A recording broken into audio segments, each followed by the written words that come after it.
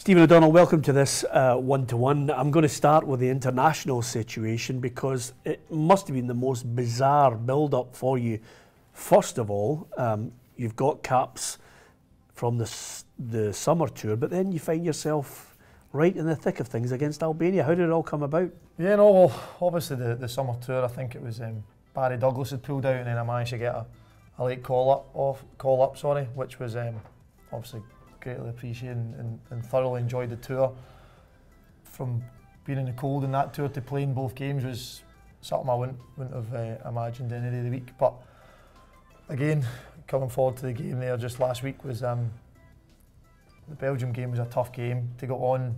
Well, the result wasn't great, but it was great to come on with the squad being so strong, and then to somehow get the nod. The manager showed an incredible amount of faith in me, because the players that were left out that of a higher calibre than myself was obviously going to be a tough call for him, and for me to get the 90 minutes and be part of the first home nations game and win was great. Yeah. Did you think you'd done enough in the summer tour that you might get the call up again?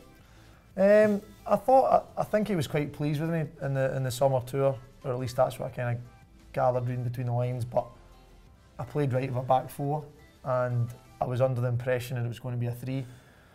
So in the three, do I really fit in? I could maybe do a job right of a three, I could do a job right of a four, or a five in midfield. But again, there's players that are maybe more qualified than me in those positions. But look, as I said, I was delighted they gave me the opportunity. In both games, I played right centre half in the Belgium one, and then right wing back in the Albania game, and just over the moon to be part of the two games and show that at that level I might not be good enough, but I won't get flustered, and I'll definitely give 100%. Yeah. So now you've got Israel to look forward to. I would imagine in your head, is there just an increase in the expectancy that you'll be involved for that one? Involved, I think I've done myself no harm in getting in the squad. I think obviously I need to try and maintain my levels for Kilmarnock, but obviously playing the last game, I'd hope I've got a decent chance of being in the squad.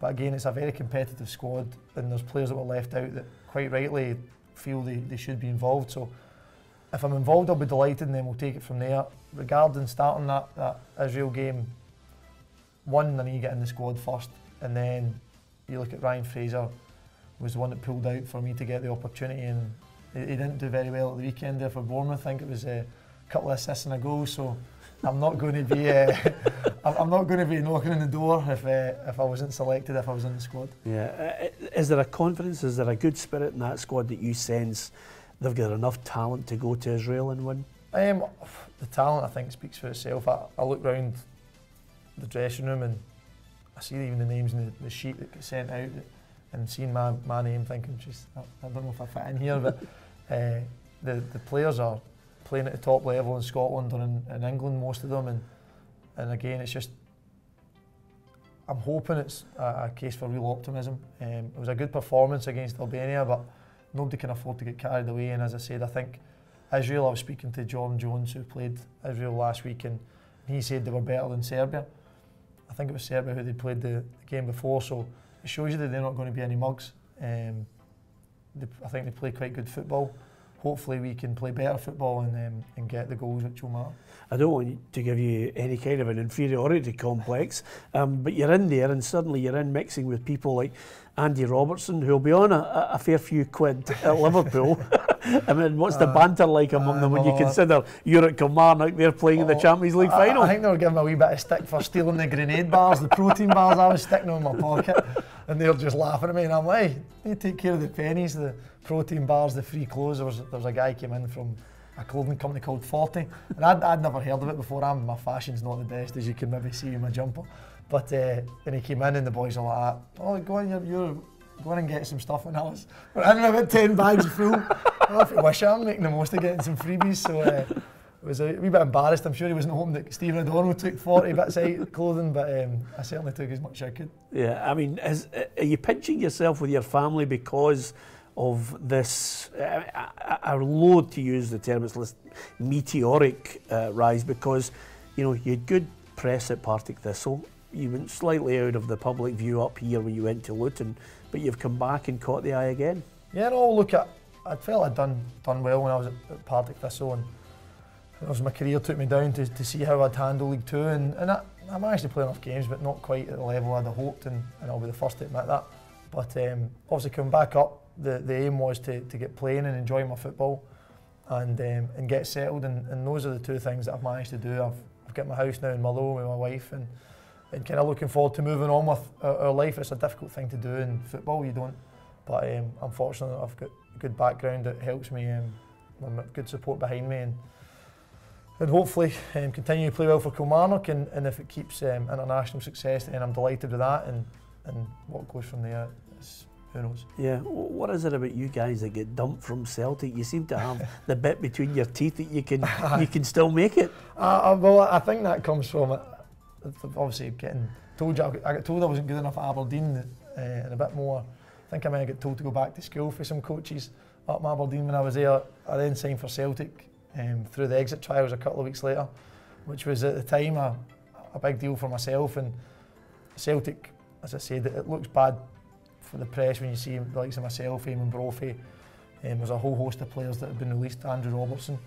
But I can only speak from my experience, and my experience at Celtic was I improved massively as a player, and as a person they instilled beliefs that I think my family helped too as well, but just the professionalism and trying to bring out the best in you, and I would never go against a player to go to Celtic. You might not make it in the first team, but you'll have a good chance of managing to make a career out of it, and so far that's what I've managed to do. Yeah. Do you see great parallels there with what Andy Robertson seemed to show with the same determination? It looked as if he was gone, lost to the game, Queen's Park, but then somehow...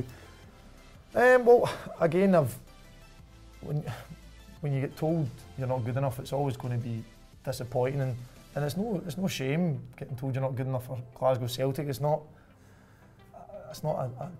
disrespect to other teams, but it's not a diddy team. It's a team that have got real stature, and as I said, I managed to get signed up by Thistle, who I managed to improve there under Jackie McNamara massively, and then latterly Alan Archibald. And it's all about getting first team games, and however that comes about, whether you get released and you drop down to get first team games, or you come from lower and get first team games, it's all about getting games when you're young, because if you don't get the games you can't show how good you are, or if you're good enough. And thankfully I had a manager that believed in me under McNamara and was able to perform well, and then from there again, you need to be a bit of luck, but coming back up here, and when Steve Clarke took over, managed to give me an extra boost and led to a bit of good form. Yeah, what's the gaffer like? Because he played and he's played all his career in the same position you're playing now. Yeah, no, he's great. He's been great with me. He's been great with the rest of the boys. Real calmness personified when it comes, apart from when he's talking about refs. But when he's in half-time meetings and at the end of the games, he's dead calm and reflective in the game and talks about points that are relative. I've been involved in lots of times when people just rant. And I don't react particularly well, especially when they rant towards me. But no, he's been great for me, and hopefully he continues at Kilmarnock and we continue doing well together. Yeah, I mean, how do the players react at the moment to certain decisions that seem to go their way, go against them? Suddenly you get a red card, you don't know. The SFA have said that they're looking for clarification from the international authorities about certain decisions. Yeah. I mean, your mate Mikey Devlin's not a happy man. I know, look, that was a straight red. I think it could have been 2 red cards actually. But, chopping down Eamon Brophy, but no, it was, look, again, we can't really get too involved in these decisions, but what I definitely think players would appreciate is a bit of clarity, and that's all you can ask for, clarity and consistency, and if you get that, you'll be happy. It's just whenever you feel they're going against you, and that's now two games out of the last 3 that we've felt decisions have went against us. However, against in the one in between, we got fortunate with the red card, but anyways, that's sometimes what happens in football. Yeah, it can cost you points, but you know, everybody's talking about Hearts, the start that they've had to the season. What do you make of the expectations for Killie? Because last season your manager was in the running for manager of the year. What can you achieve this season with this squad? Well, he was in the running, deservedly so. He had an outstanding campaign. I think we were bottom with 3 points and he managed to get his 5th, which is no mean feat. I think we need to aim for the top 6. I think we haven't lost many players. We lost a couple from last season. I think we've managed to strengthen. Obviously with a bigger squad comes different problems, but I definitely think the top 6, if we play as well as we can maybe even get higher than that, but it's about consistency. And so far we've maybe not quite had the consistency, mixed with a wee bit of the rub of the green.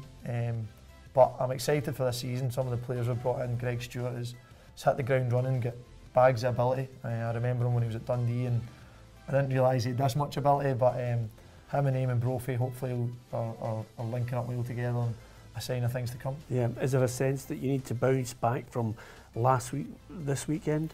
It's going to be difficult.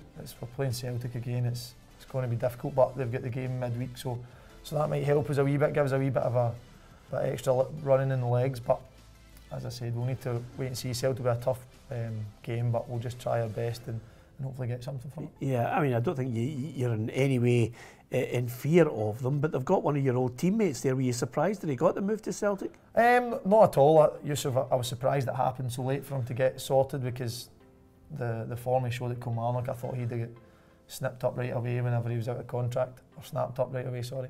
But he's definitely got a lot of experience. He'll be great for all the younger boys at Celtic, because I know myself, not that I'm that young, but he was great. Just he puts an arm around you, he can talk to you. He's a great guy to have in the dressing room. If he plays, he's got the likes of Scott Brown and Cham to compete with, so getting game time might be difficult, but again, Celtic compete in 4 fronts normally, so if they're doing that, hopefully we'll get plenty of games. And I hate to make 2 and 2, join them together and just jump the gun with you, but you've had a good summer in the Scotland setup. You've played well against Albania. Your chief executive's talking about contracts. You're coming up against Celtic. Are these the games that you look as the perfect platform to say, well, if I can play a good game against that calibre, then maybe there's a good deal on the table, or maybe other clubs look at you? I don't think it's something, if you start going into games with that mindset, I think it can fall flat in your face. I think for me, I need to try and play consistently, whether that's at Celtic, well, against Celtic, or moving forward. It's just about a level of consistency that shows that I've got the tools needed to do well, and if that's a bigger deal at Kilmarnock, or a better deal, or elsewhere, then it's too early just now to say that. Yeah, okay. I'm going to finish off on the basis that quite a lot of people send in messages and questions and emails, and apparently you're the best looking person at Kilmarnock. That doesn't say a lot for your teammates. Oh, look, I'm beside Kirk Broadfoot and Chris Burke, so the two of them have about the age 40 between them, so I think I look alright between the two, but if I bring in some of the younger boys, I might struggle. Right, brilliant. Listen, great to have you on the programme. Pleasure to be here.